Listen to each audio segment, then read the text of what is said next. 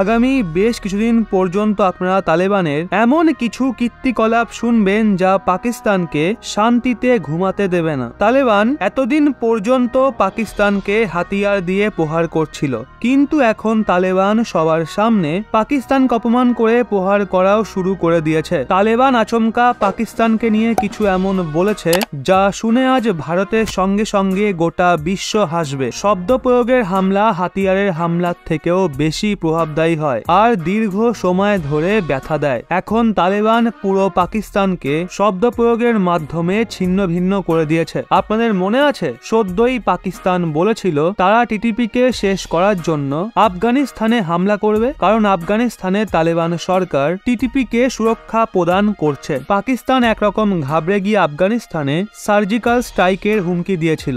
এখন এর জবাবে তালেবানরাও পাকিস্তানের সঙ্গে মনোবৈজ্ঞানিক যুদ্ধ অর্থাৎ সাইকোলজিক্যাল ওয়ারফেয়ার শুরু করে দিয়েছে। তালেবানের এক সদস্য পাকিস্তানকে 1971 সালের যুদ্ধের কথা স্মরণ করিয়ে দেয়, যখন পাকিস্তানি সেনাদের ভারতের সামনে সারেন্ডার করতে হয়েছিল। 16 ডিসেম্বর 1971-এ ভারতের বীর সৈনিকদের সামনে পাকিস্তানের 93,000 সেনা মাথা নত করেছিল।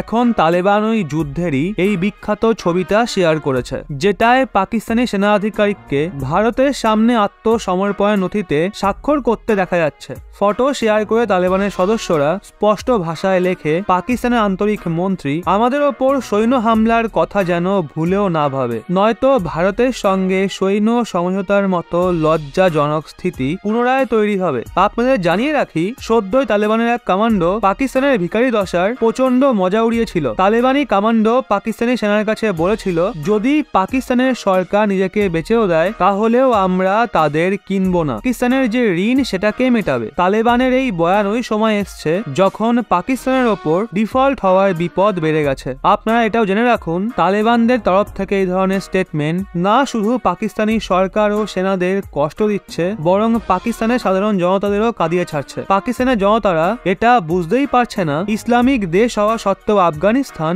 পাকিস্তানের মজা এভাবে কেন ওড়াচ্ছে, যেখানে আবার তালেবানদের ক্ষমতায় আনার জন্য পাকিস্তানের সরকারি সহায়তা করেছিল। পাকিস্তান ভেবেছিল তারা তালেবানদের সঙ্গে মিলে ভারতে জঙ্গি কার্যকলাপকে আরো বাড়িয়ে তুলবে, ভারতে রাতের ঘুম কেড়ে নেবে, কিন্তু দেখুন এখন হচ্ছে ঠিক তার উল্টো। অনেকটা ঠিক অন্যের জন্য গর্ত খুঁড়তে গিয়ে নিজেই সেই গর্তে পড়ে যাওয়ার মতো। চলুন গর্তে নয় পড়ে গেল, কিন্তু গর্ত খোঁড়ার আগে তো এটাও ভাবতে হবে বাই চান্স নিজেই সেই গর্তে পড়ে গেলে সেই গর্ত থেকে বেরিয়ে আসার সামর্থ্য নিজের আছে কিনা। কারণ এমনিতেই পাকিস্তান তো চলছে ঋণের চোরাবালির মধ্যে ফেসে অন্যের জন্য গর্ত খুঁড়তে চাওয়া নিছক বোকামি ছাড়া আর কিছুই নয়। পাকিস্তানের হাল ঠিক এখন এমনই, এখনো তো দিন বাকি আছে, আগে দেখুন আরো কি হয়। তো বন্ধুরা, এই নিয়ে আপনাদের কি রায় কমেন্টে অবশ্যই জানান।